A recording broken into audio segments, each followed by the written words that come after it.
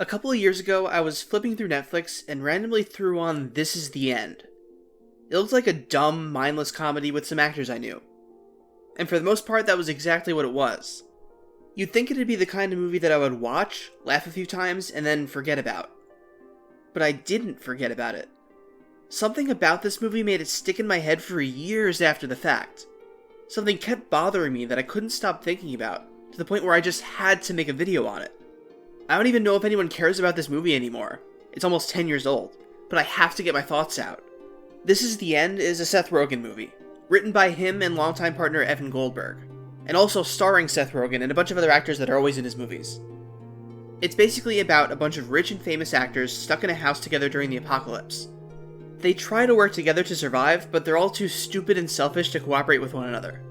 The thing that sets This Is the End apart from most movies of its kind is that all the actors in it are playing themselves. Dumber, meaner, fictionalized versions of themselves. Given that premise that the movie is about a bunch of real actors living in LA, it sets itself up as a way to point out the flaws of Hollywood stars. Everything about the concept sets it up to be a biting critique of the way celebrities view themselves. But then it doesn't. Despite countless opportunities, nothing in this movie provides any real meaningful criticism of Hollywood. And I want to talk about why. How the critiques that this movie made wound up being so toothless.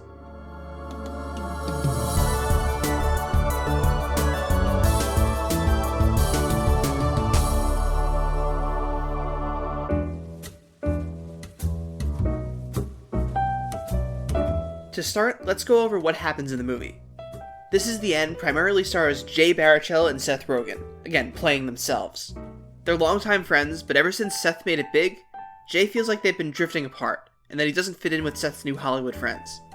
They go to a party at James Franco's house, and while they're there, the rapture happens. The literal, actual rapture, where all the good people go to heaven and all the bad people get left behind.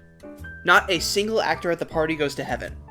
After a sequence where most of the actors die, Seth and Jay are trapped in the mansion with James Franco, Jonah Hill, Craig Robinson, and Danny McBride, as the outside world is overrun with demons. Everyone involved is terrible at surviving, and we watch them fumble around and argue with each other for about an hour. Until the end, when some of them learn the value of friendship, ascend to heaven, and party with the Backstreet Boys. When you Google This Is the End, many of the summaries, reviews, and discussions about the movie include one particular word: satire. This movie is a satire of Hollywood, a scathing commentary on celebrity culture, etc. But is it satire? Is it really? Before I get into any specific criticisms of This Is the End, I think it's worthwhile talking about what satire is, why it's important, and how to do it well. Satire is, to put it simply, art that uses humor to point out the flaws of something. A good satire typically exaggerates and distorts something from the real world, in order to get the audience to notice the aspects about it that aren't so great. The end goal of a satire is for the audience to see it, laugh, and then realize, wow, this real world thing is kind of bad and needs to change. In high school, you might have read the essay A Modest Proposal by Jonathan Swift. It's the classic English teacher example of satire. During the time period when it was written, there was a big debate on how to handle the issue of wealth inequality. There were rich people with lots of money, and poor people who were starving. So Jonathan Swift jokingly wrote this essay where he says, hey, we have these two problems. Rich people have all this money they don't know what to do with. Poor people can't afford to feed their kids. I have an idea that can solve both problems at once. Rich people can buy poor people's babies and eat them. Just eat those babies right up. That way, rich people have something to spend their money on, poor people can make money by selling their kids, and there won't be any more starving babies since they'll all be dead. Again, this was a joke. The point of this essay wasn't to encourage baby eating. The point was for people to read it, go, that's a ridiculous idea, and then go, wait, why don't the rich people just use their money to help the poor? It cuts through all the excuses and confusing political talk other people used at the time, and exposes how simple the solution to the problem really is. You laugh at the silly joke, but you also learn something about the world. For a less academic example, check out Key and Peele. Tons of their sketches are brilliant satire, but I picked Aerobics Meltdown because I think it's a really simple and focused example. The sketch is about an 80s jazzercise performance on live TV. One of the dancers finds out in the middle of the show that his family just got into a car accident, and the producers keep telling him not to stop dancing because they're still live.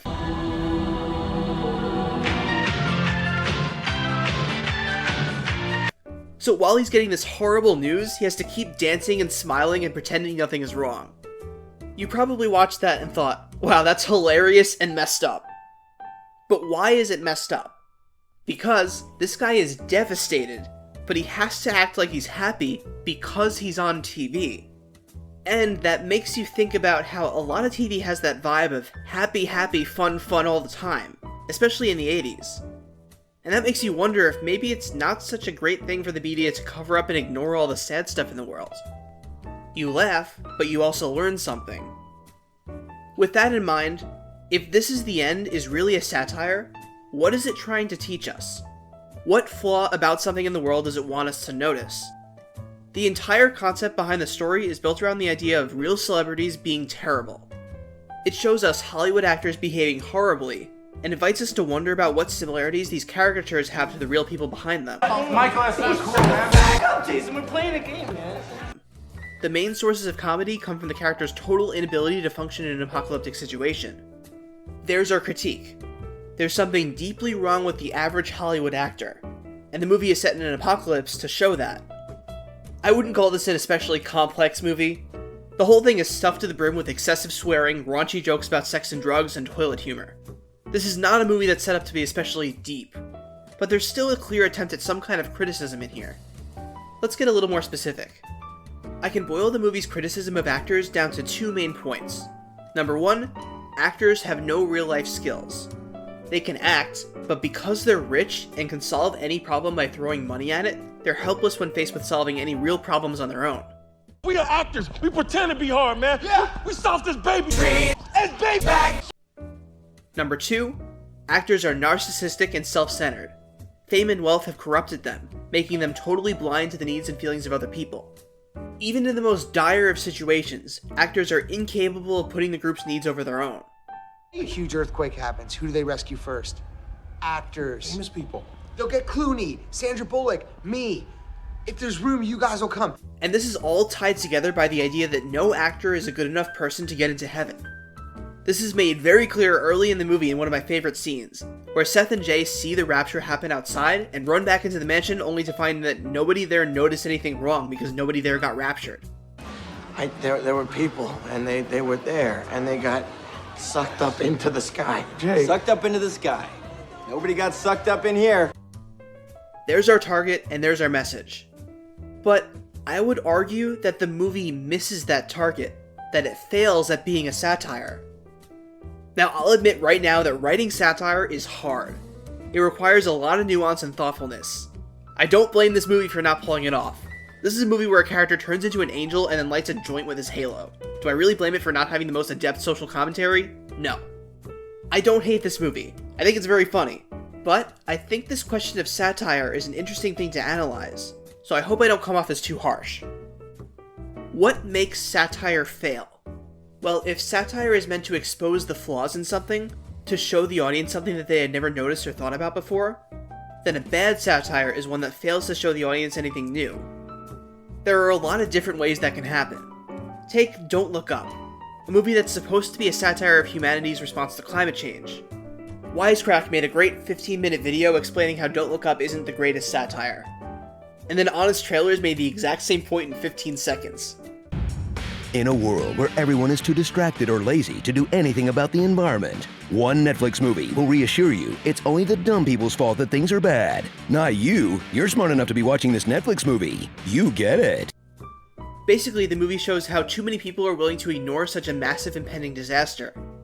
But everyone watching already knows that, so there's nothing new to be learned.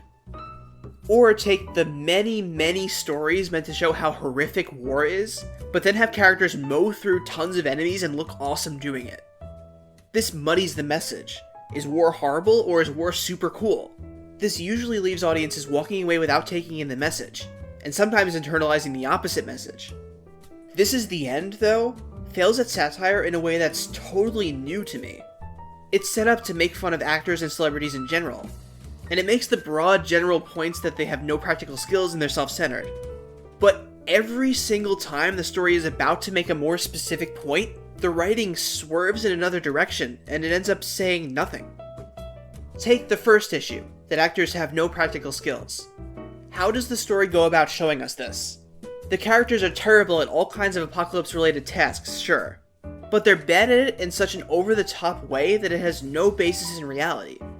Like, for example, when the guys are gathering supplies, James Franco and Jonah Hill play around with a loaded gun.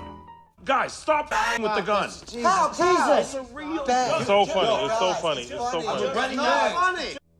Is this scene funny? Sure. But I don't buy for a second that any real actor is dumb enough to do something like this in real life. If you're going to satirize how helpless celebrities are, have them fail at basic menial tasks. Maybe complain that they don't have personal assistants around to do it for them. It's a very common, easy trope to pull off. Room service. Room service. This Is the End could have made their characters believably dumb, and show that their stupidity comes from being out-of-touch famous people. Instead, they're so cartoonishly stupid that it doesn't come anywhere close to real criticism of real people. That's a relatively small aspect of the movie. The real criticism the story wants to make is that actors are all inherently selfish. They're all about me, me, me, and they never put other people's needs before their own. That's a great message, and the apocalyptic setting is great for creating setups where the characters have to choose between the group and themselves. And yeah, there are plenty of situations where that's exactly what plays out. The thing is, it's not enough to have characters who are selfish and also actors. To make this point through satire, the story has to make it clear that they're selfish because they're actors, and show why actors are selfish. And of course, the movie doesn't do that. The movie never bothers digging into what would cause all actors to be selfish. It just takes that as a given. And it dodges every opportunity to demonstrate how fame and success might make a person like this. For example, the scene where they talk about confessing sins. Craig Robinson explains how he feels guilty because one time he gouged a man's eyes out. I gouged a man's eyeballs out. What the Oh, Craig. I was a kid, man. It was a bar fight. The first eyeball was an accident, but then for the second one, it was fucked up. That's a bad thing, sure, but it has nothing to do with acting, being rich, or being famous. You don't have to be a celebrity to maim a person. This could have been an opportunity to have Craig tell a story about how he abused his power as a famous actor to hurt somebody. If you want to stick with the eye gouging story, he could have then confessed to covering it up using his money and clout. That would have been a powerful critique. But instead, the movie goes for a random, out-of-nowhere moment to get a joke out of shock value. Or how about the fact that Danny McBride is easily way more evil than everybody else? If the satire was more focused, all the famous characters would be equally terrible. But Danny is such an over-the-top jerk that he makes everyone else look great by comparison. Whenever he's on screen, the message goes from all these actors are jerks to just Danny McBride is a jerk. While we're on the topic of level of fame versus level of goodness, let's talk about Jay Baruchel. Out in the real world, Jay is easily the least famous of everybody in this movie. I only know him as the voice of Hiccup from How to Train Your Dragon. Toothless. I didn't even realize that when I wrote this. This feeling is present in the movie. Jay doesn't live in LA, and he's depicted as not fitting in with the other celebrities. To make fun of famous actors, it would make sense for Jay to be less terrible than everyone else. And to an extent, that's true. Jay does the least actively despicable things, and he comes off as the least evil person. The movie could have used him to contrast the behavior of the other characters, to show how being rich and famous changes you. But the thing that muddles the message is that initial premise, the rapture. Because the rapture is an all or nothing deal. Either you go to heaven because you're good, or you're stuck on Earth because you're evil. And Jay is stuck on Earth with everybody else. And if this really is the apocalypse, you're here too. So that means you're just as the rest of us. It's made clear that the reason Jay didn't get raptured was because he was a bad friend to Seth. He pushed Seth away because he felt like Seth was leaving him behind, entering a life of Hollywood excess that Jay couldn't follow. And also, Jay kind of sees himself as above all the petty LA nonsense that the other characters engage in. The movie doesn't make any real distinction between why Jay is bad and why the other characters are bad. Because none of them get raptured, they're all equally bad. Which is weird because all of Jay's flaws come specifically from the fact that he's not famous. Again, this totally undermines the point about celebrities being bad. The movie could have clarified this point at the end, with the characters getting into heaven after learning some specific lesson tied to that theme. But no, instead the movie goes with the most generic sacrifice yourself for someone else to get redemption plot. I got this. What? I'll distract the thing. I'll run over there screaming and that should give you enough time to get to the garage.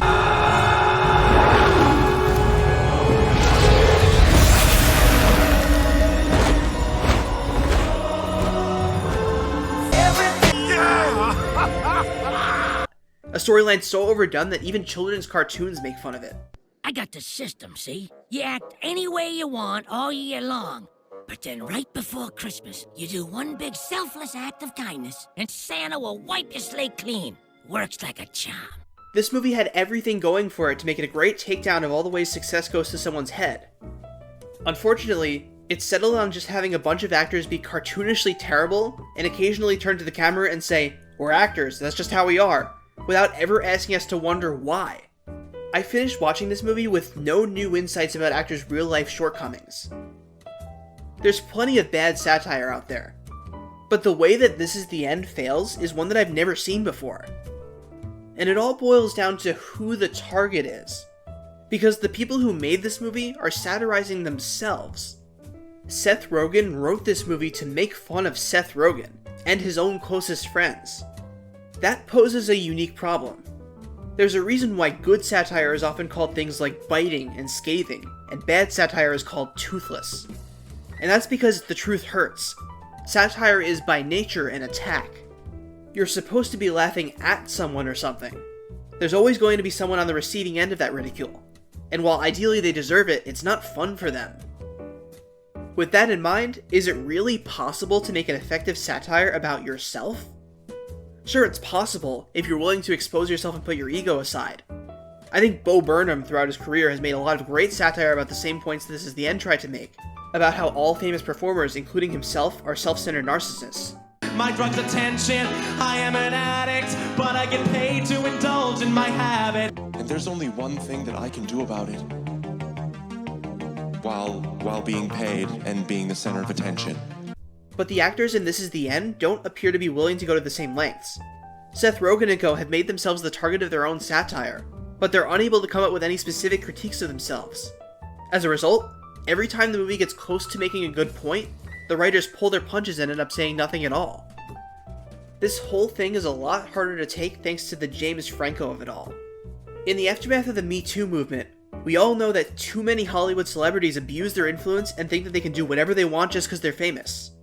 And James Franco is undoubtedly one of those people.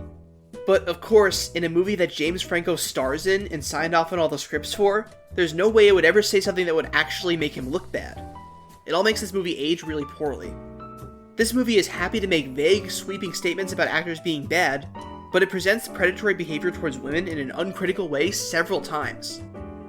We have moments like the hilarious misunderstanding where Emma Watson thinks that the main characters want to sexually assault her. I just heard you guys talking about which one of you was gonna get to me. No! We were specifically talking about not.